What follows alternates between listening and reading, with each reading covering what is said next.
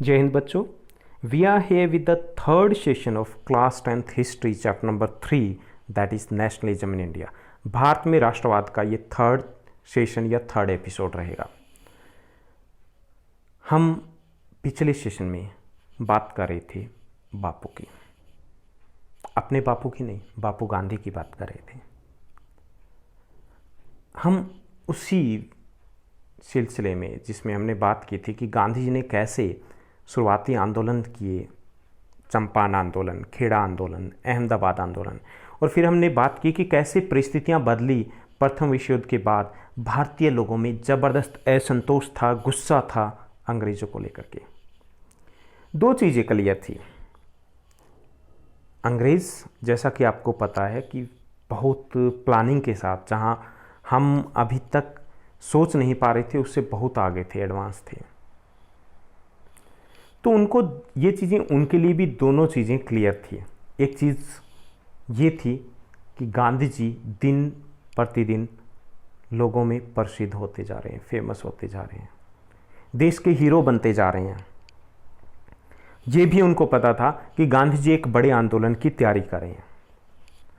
दूसरा, उन्हें यह भी पता था कि प्रथम विश्व युद्ध के बाद या उनकी शोषणवादी नीति के कारण लोगों में गुस्सा बढ़ता जा रहा है, यह भी उन्हें पता था। तो इसको रोकने के लिए उन्होंने रॉलेट एक्ट लेके आए। अब रॉलेट एक्ट क्या था, उसके क्या प्रभाव पड़े, ये, उसके बाद जलियांवाला बाग हत्याकांड, खिलाफत आंदोलन, ये सब कुछ हम आज के थर्ड सेशन में करने वाले हैं। ओके, तो हम शुरुआत करते हैं रॉलेट एक्ट से। रॉलेट एक्ट क्या था? 1919 में ब्रिटिश सरकार ने रॉलेट एक्ट है उसको पारित किया, पास किया। रॉलेट एक्ट ने ब्रिटिश पुलिस को असीमित शक्तियां दे दी। यानी अब वो कभी भी किसी भी व्यक्ति को बिना किसी कारण के लिए कम से कम 2 वर्षों के लिए अरेस्ट कर सकती थी।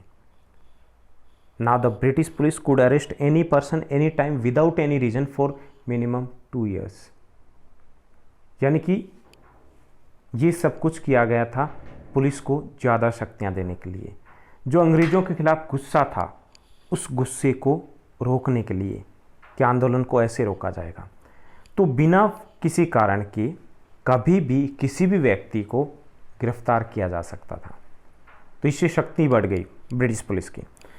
इस आंदोलन, ये जो कानून था, इस कानून को बिना अपील, बिना वकील, बिना दलील का कानून भी कहा जाता है। गांधी जी ने इसको काला कानून नाम दिया था। अब ये था रॉलेट एक्ट। क्या था, क्यों पास किया गया? कि उन्हें 2 चीज़ें पता थी कि गांधी जी है वो एक बड़े आंदोलन की तैयारी करें, दूसरा ये कि प्रथम विश्व युद्ध के बाद भारतीय लोगों में अंग्रेज़ों के प्रति गुस्सा है, और उन्होंने राष्ट्रवाद के इस बढ़ते हुए प्रभाव को रोकने के लिए रॉलेट एक्ट है वो पास किया, और ब्रिटिश पुलिस को असीमित शक्तियाँ, लिमिटेड पावर्स है वो दे दी गई। अब ये कि जब ये पास हुआ तो लोगों का क्या रिएक्शन था? अब उस वक्त व्हाट्सएप नहीं था ना। व्हाट्सएप होता तो शायद लोग करते कि आप उसके खिलाफ हो तो डीपी चेंज करो, इसको 100 लोगों को शेयर करो, ऐसा कुछ होता शायद। उस वक्त ऐसा नहीं होता था। रिएक्शन क्या रहा लोगों का? इम्पोर्टेंट क्वेश्चन है ये भी कि कैसी प्रतिक्रिया रही। गांधी जी और कांग्रेस पार्टी के बड़े नेताओं ने इस कानून की आलोचना की। इसके अलावा इस कानून के खिलाफ, काले कानून के खिलाफ देश भर के न्यूज़पेपर, पत्रिकाओं में लेख लिखे गए। जगह जगह पर सत्याग्रह उनकी शुरुआत की गई। लोगों ने हड़ताल करनी शुरू कर दी। श्रमिक है वो रेलवे जो कार्यशालाएं हैं उनमें हड़ताल कर दी। दुकानें बंद की गई। कई जगह पर सरकारी बिल्डिंग है उनके ऊपर पथराव वगैरह भी किया गया, हमले भी किए गए। तो इस तरीके से पूरे देश में प्रदर्शन किए गए। इस कानून का विरोध किया गया, कानून को वापस लिया जाए, इसके लिए दबाव बनाने का प्रयास किया गया। तो ये था रॉलेट एक्ट। क्या था, क्यों पास किया गया, और लोगों का, भारतीयों का क्या रिएक्शन, क्या प्रतिक्रिया रही। उसके बाद हम पढ़ते हैं नेक्स्ट, हमारा जो टॉपिक है बहुत इंपॉर्टेंट टॉपिक है, जलियांवाला बाग हत्याकांड। जलियांवाला बाग आप सभी ने सुना होगा, पढ़ा होगा, कहाँ है? अमृतसर में।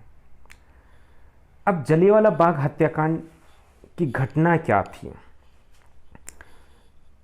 13 अप्रैल 1919 को, यानी कि बैसाखी के दिन, जलियांवाला बाग जो अमृतसर में, वहाँ पर काफ़ी सारे लोग इकट्ठे थे। ज़्यादातर लोग थे वो गाँव से थे। दो कारण से वहाँ पर एकत्रित हुए थे। पहला, बैसाखी का मेला था, उसको देखने के लिए लोग परिवार के साथ आए हुए थे। दूसरा, काफ़ी सारे लोग रोलेट एक्ट का शांतिपूर्ण तरीके से विरोध कर रहे थे। वो भी गाँव से आए हुए अधिकांश लोग थे। उन्हें जो, क्योंकि ये बाहर से आए हुए लोग थे तो इन्हें ये पता नहीं था कि 10 अप्रैल को वहाँ पर 3 दिन पहले मार्शल लॉ लागू हो चुका है। अब ये मार्शल लॉ क्या भला, मैं आपको बता दूं कि जब स्थिति पुलिस से कंट्रोल में ना हो तब वहाँ पर प्रशासन का जिम्मा सेना को दे दिया जाता है। इसे हम मार्शल लॉ बोलते हैं। तो वहाँ पर सेना को सौंप दिया गया था अमृतसर शहर, क्योंकि काफ़ी उग्र प्रदर्शन हो रहे थे रोलेट एक्ट के खिलाफ। लेकिन वहाँ जो लोग आए थे उन्हें पता नहीं था, क्योंकि ज़्यादातर गाँव से आए थे और उस वक्त इस टाइप का कोई कम्युनिकेशन का या ऐसा कोई मेथड नहीं होता था। ओके, तो 13 अप्रैल बैसाखी के दिन जलियांवाला बाग अमृतसर में काफ़ी लोगों की भीड़ इकट्ठी हुई। कुछ लोग बैसाखी मेले के लिए आए थे और कुछ लोग रोलेट एक्ट के खिलाफ शांतिपूर्ण प्रदर्शन कर रहे थे। यानी कब हुई ये घटना? 13 अप्रैल 1919 को होती है। वैशाखी मेला होता है उस दिन, और वहाँ पर जो भीड़ जमा होती है वो कुछ लोग मेले के कारण आते हैं और कुछ लोग हैं रोलेट एक्ट के खिलाफ शांतिपूर्ण प्रदर्शन कर रहे होते हैं, उसके लिए आते हैं।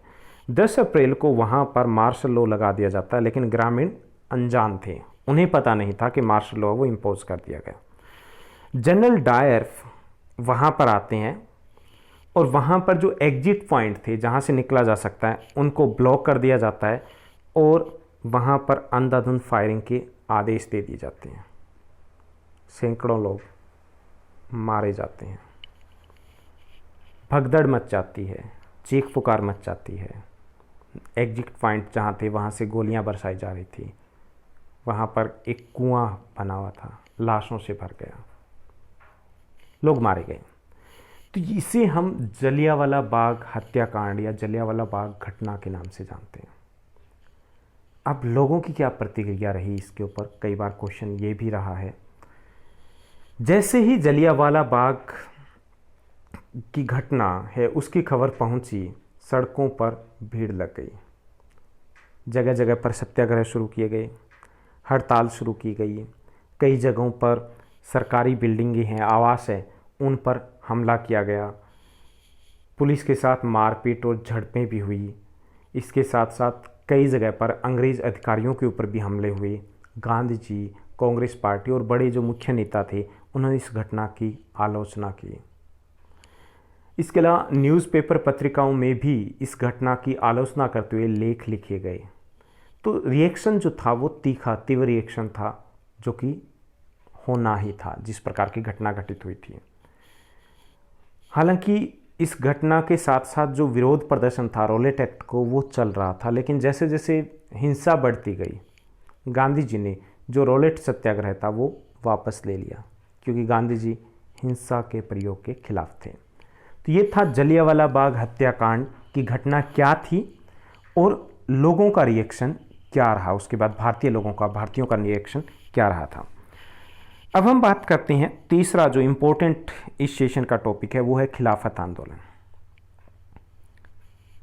खिलाफत आंदोलन बहुत महत्वपूर्ण इम्पोर्टेंट है आपके एग्जाम पॉइंट ऑफ व्यू से कि खिलाफत आंदोलन के उद्देश्य क्या थे, क्यों शुरू किया गया था। सीबीएसई और एचबीएसई दोनों स्टूडेंट्स के लिए काफ़ी इम्पोर्टेंट है ये। प्रथम विश्व युद्ध की शुरुआत में जो टर्की था वो उस ग्रुप में था जिसकी हार हुई थी। प्रथम विश्व युद्ध में टर्की की हार होती है, ओके। और टर्की के जो मुखिया थे, सुल्तान जो थे, उसे उस वक्त इस्लामिक जगत का खलीफा माना जाता था, सबसे बड़ा धार्मिक नेता उसे माना जाता, जो ओटोमन साम्राज्य का हिस्सा था तुर्की, और उसे खलीफा कहा जाता था, यानी कि सबसे बड़ा धार्मिक नेता था मुस्लिम जगत का। प्रथम युद्ध की समाप्ति के बाद तुर्की के साथ एक संधि होती है। उस संधि के साथ साथ कुछ अफवाहें फैल जाती है। अफवाहें ये फैल जाती है कि खलीफा के साथ, सुल्तान के साथ दुर्व्यवहार किया गया है, उसके साथ बुरा व्यवहार किया गया है। इस बात से नाराज़ होकर के, खफा होकर के भारतीय मुस्लिम है, उन्होंने 1919 मार्च 1919 में बॉम्बे में एक खिलाफत कमेटी है उसका गठन करते हैं और खिलाफत आंदोलन की शुरुआत करते हैं। क्यों शुरुआत की गई थी कि प्रथम विश्व युद्ध में तुर्की की हार होती है, तुर्की के सुल्तान को खलीफा कहा जाता था, उसे मुस्लिम जगत का सबसे बड़ा धार्मिक नेता माना जाता था।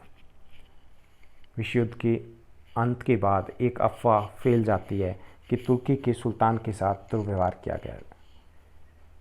तुर्की के सुल्तान का समर्थन करने के लिए या अंग्रेज़ों के खिलाफ मार्च 1919 में बॉम्बे में खिलाफत कमेटी का गठन किया जाता है और खिलाफत आंदोलन की वहीं से शुरुआत की जाती है।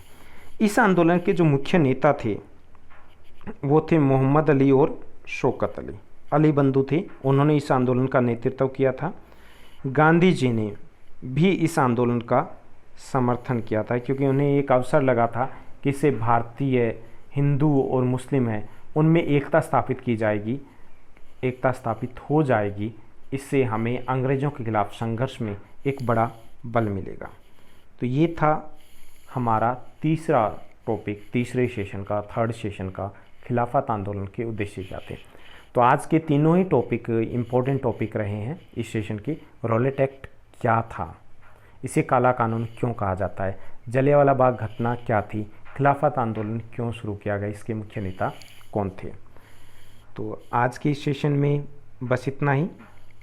नेक्स्ट सेशन में हम कुछ और नए टॉपिक्स, इस कहानी को हम आगे कंटिन्यू रखेंगे।